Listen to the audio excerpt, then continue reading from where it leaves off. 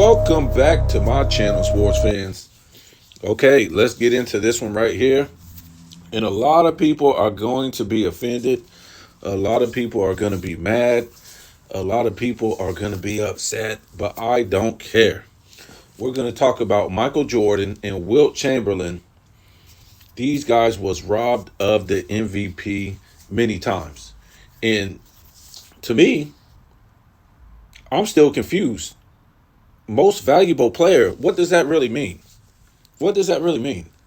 Is it who has the best stats? Or is it who's the most valuable player to your team, right? Because one minute they're giving it to a guy that has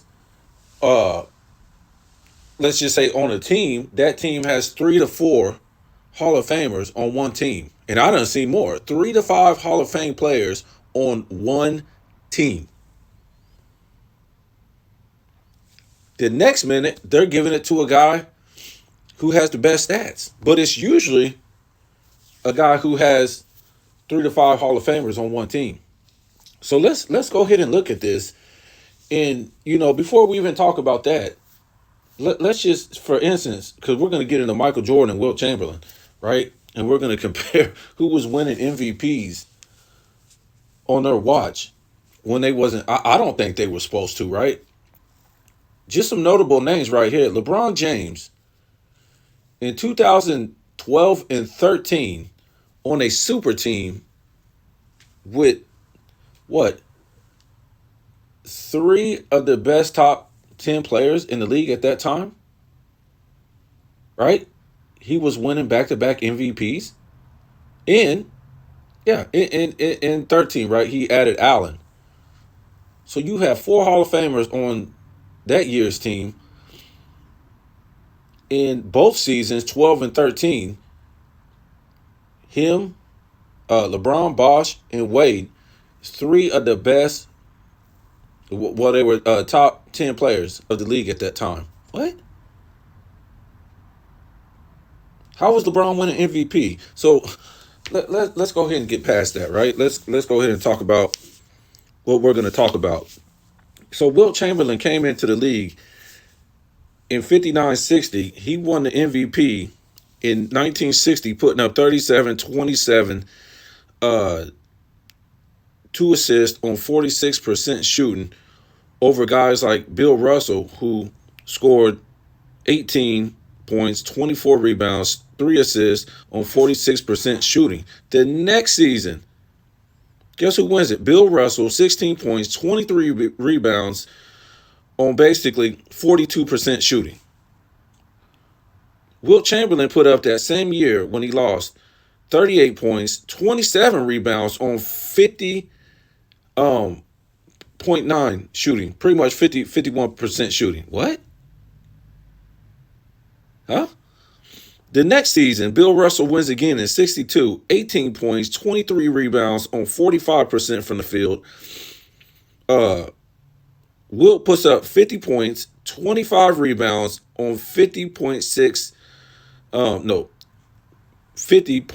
6 from the field. The next season, Russell wins again the MVP in 63. 16 points, 23 rebounds on 43% shooting from the field. Wilt puts up that same season, right? 44 points, 24 rebounds, and 52% from the field. The next season in 64, neither of them win it. I think Oscar Robertson won it that season. And Russell puts up 15 points, 24 rebounds on 43% from the field shooting. That same season, Wilt Chamberlain puts up 36 points, grabs 22 rebounds on 52% from the field, right? The next season, 65,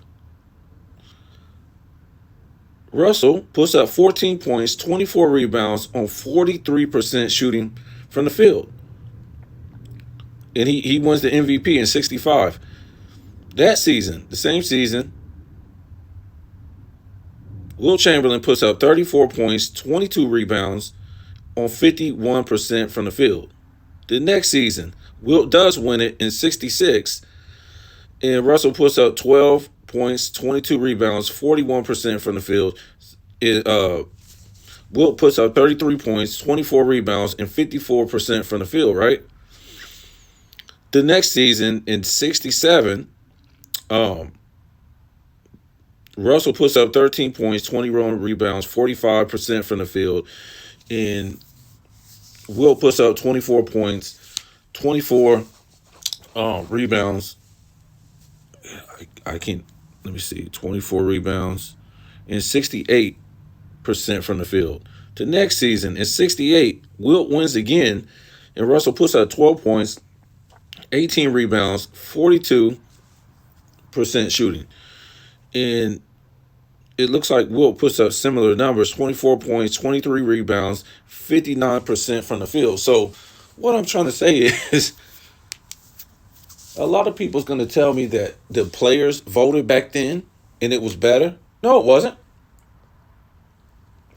Because if you had some agenda like we see here that they had against Wilt Chamberlain, the players did. They didn't like him. Because there's no way they can tell me this makes sense. Okay, the same thing with Bill Russell. He was working with 3 to 4 Hall of Famers on his team, right? And he was always going to the All-Star game. And the Celtics were having like 3 to 4 All-Stars in one season. So how can you be the most valuable player to your team if you got that many All-Stars and that many Hall of Famers on one team? So this thing, like sports and fitness says, this thing has always been narrative driven. Narrative driven. Okay? You got to make this make sense sometimes, right? If you're saying you're the most valuable player to your team, you can't have all these great players on your team. Yeah, you can have a Hall of Famer or something like that, but you can't have all these Hall of Famers and all these guys are making all-star appearances too. It just doesn't make no sense. In 61, Wilt Chamberlain should have won it. In 62, Wilt Chamberlain should have won it. 63, Wilt Chamberlain should have won it. 65, Wilt Chamberlain, should have won it. Look at these field goal percentages that Russell is putting up. It's just god awful. This is something you just would not expect. This is lower than people try to clown on Kobe on this field goal percentage, and this was a higher paced game back then. Look at this. This is for a center: 46, 42, 45, 43, 43, 41, something like that. That doesn't make any sense. And you gotta look at this. Bill Russell, he wasn't doing as much as Chamberlain. Yeah, you guys saying he was this defensive guru and he blocked shots. So did Wilt Chamberlain. What do you think Wilt was doing? He was playing defense, blocking shots, scoring, rebounding. He was rebounding on the same level that Russell was rebounding on and blocking shots on the same level that Russell was doing it, and playing defense on the same level that Russell was doing it, and he was scoring better. So he was doing more than Russell. This is called when people don't like you in the league. And for whatever reason, they didn't like Wilt Chamberlain. But it still don't take away from this guy was dominating the league. As good a rebounder that Bill Russell was, so was Wilt. Defense, Russell was, so was Wilt. But Russell was not the scorer that Wilt was. And he damn sure wasn't efficient. Okay, if you could be like, yeah, man was scoring like 15 points a game, 14 points a game, 18 points a game, Bill Russell. This guy wasn't even breaking 20 points per game in any season. It was still shooting under 45%, under 44%, stuff like this. way under 50%. His first season is the only season, 46%, he came close to shooting 50%, Bill Russell. And that was 46%, right? And then it goes 42, 45, 43, 43, 43, 41, 45, 42. I mean, what? I mean, this dude was a brick artist. If you want to be real, right? A brick artist. For somebody that plays forward, I mean, power forward or center, he played center from what I knew. This guy couldn't shoot. Let's be real. I'm not trying to be mean. He couldn't shoot. And then his points per game, like I said, 18, 16, 18, 16, 15, 14. Like I said, I'm not worried about the points, but the field goal percentage is horrible. Wilt was under 50% his rookie season, and then he just took off. 50, 50, 52, 52, 51, 50, 68. Look, man. That's why I said a lot of people ain't going to like me, but I'm not holding no punches. So let's go into the 80s, right? And look at what Michael Jordan was doing. The 85, 84, 85 season, Jordan came in and put up 28.2 points per game, 6.5 rebounds, 5.9 assists, which is really 6 assists, 2.4 steals, right? And I don't know how many blocks he put up. I think it might have been like 0.9 blocks. So let's look at Larry Bird, who won the MVP that season. 28.7 points per game, 10.5 rebounds, 6.6 assists, 1.6 steals, 1.2 blocks per game, 52.2 field goal percentage, and 42.7 3-point percentage. Okay, now I can easily say that Michael Jordan was more valuable to his team than Larry Bird. Easily. 3 Hall of Fame players on that Celtics team. 3 Hall of Famers. No, 4. 4, my fault. Dennis Johnson was on that team. So you got 3 top 75 players and 1 Hall of Famer on that 84-85 team, right? So is it about the numbers right here, or is it about the most valuable to your team? I want to know. Am I saying Larry Bird was trash? I'm not saying that. These numbers are great. But Jordan led his team in 4 statistical categories. Did Larry Bird do that? He might have. I don't know. But what I'm trying to tell you is, it's easier to put up these kind of numbers when you got all this help. Nobody knows who to worry about on that team when you got all these great players on the team. Yes, you still got to put up the numbers, but like I always tell people need to stop with the nonsense. A lot of stuff out there is meant to sell. They want to sell you on nonsense. Curry changed the game. No, Curry and Clay changed the game. Okay? They don't want you to know this because they got clips to sell. They got the NBA to sell. Curry did not change the game. Curry and Clay did. Clay never shows up. Curry is just a good player. You could just double team Curry, right? It's over. Who's he going to throw it to? Okay, everybody wasn't sitting out there on the Warriors team shooting threes. It was Curry and Clay. You leave Clay open, Curry gonna burn you. And vice versa, right? How you gonna defend both of them? It's impossible. You go for Curry, he gonna throw it to Clay. You go for Clay, he gonna throw it to Curry. It was both of them shooting over 40% from 3 land, right? That's nuts. So, yeah, I would give it to Michael Jordan that season for him putting up these type of numbers he did in his rookie season. I'm just giving it to Jordan. So, let's move on. The 86-87 season, Jordan puts up, coming off a broken foot. This is what's more incredible. Coming off a broken foot. 37 points, 5.2 rebounds, 4.6 assists, 2.9 steals, 1.7 blocks, 1.5 blocks on 48% from the field And he did shoot 18% from three, but he averaged less than 1 3 a game.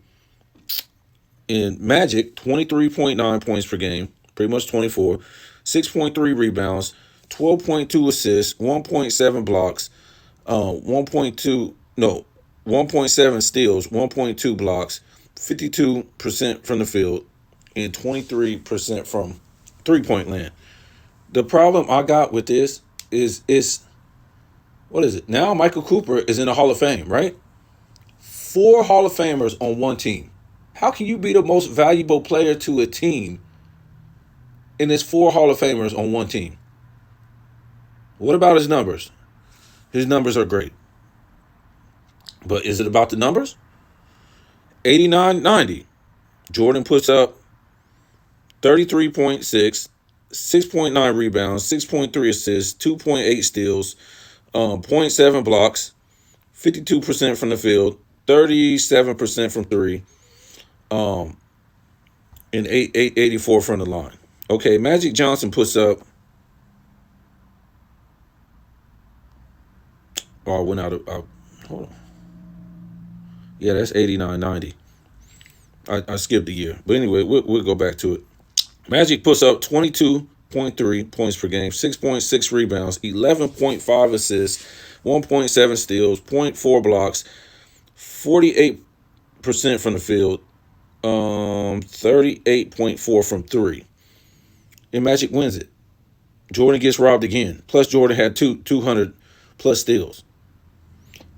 This season, Magic, the Lakers had 3 Hall of Famers on that team. So, 88-89, Magic wins it again. Jordan puts up 32.5 points per game, 8 assists, 8 rebounds, 2.9 steals, 0.8 blocks, 3.6 turnovers on 53% from the field, 27 from three, 1 point. What's that? Yeah. Magic puts up, this is the 88-89 season. Magic puts up 22.5 points per game, 7.9 rebounds, 12.8 assists, 1.8 steals, 0.3 blocks, 50% from the field, and 31% from three. Look, I'm not trying to be mean. Magic did not deserve the MVP in any of these years because, let's see, 89-90, like I said, he 3 Hall of Famers on that Lakers team. 88-89, I think Kareem was still playing, right? Wasn't Kareem still playing? If I'm not mistaken. So if Kareem was still playing, that's 4 Hall of Famers on one team. Out of all these seasons, 2 of these seasons, only 2 of these seasons, Jordan had a Hall of Fame teammate, right? That was Scottie Pippen. And Pippen made the All-Star team in 90. So I would say, let me see. So I would say, since he made the All-Star team that year, that would qualify him to be a Hall of Famer to me. If you ain't even made an All-Star team, you ain't Hall of Fame worthy, right? Yet.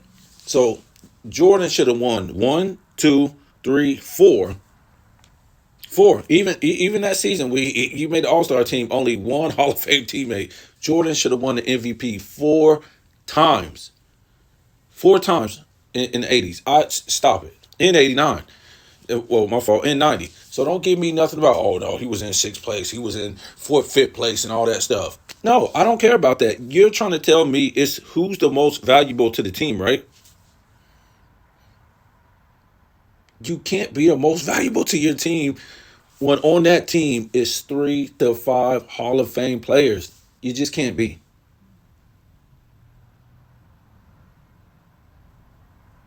I'm sorry. And these guys are making all-star teams on top of that.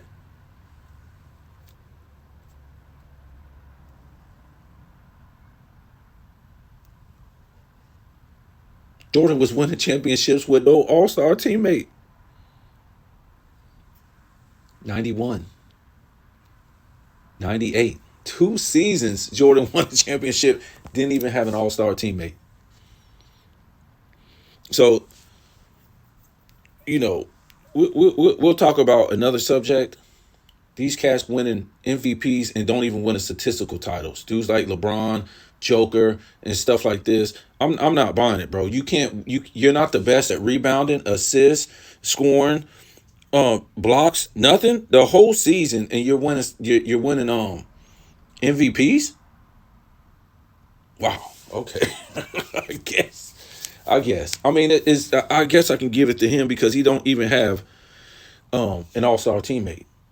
But this is how they're just showing you how weak this era really is. It's just showing you how weak this. I mean, the competition, showing you how weak the competition is. So you guys tell me what you think. I know a lot of people gonna be mad because I'm beating up on Bird and Magic. Great players, put up great numbers, but on those teams, they got 3 to 5 Hall of Famers, 3 to 4 Hall of Famers. So it's easier to put up stats like that when you got all this help, bro. I'm trying to tell you.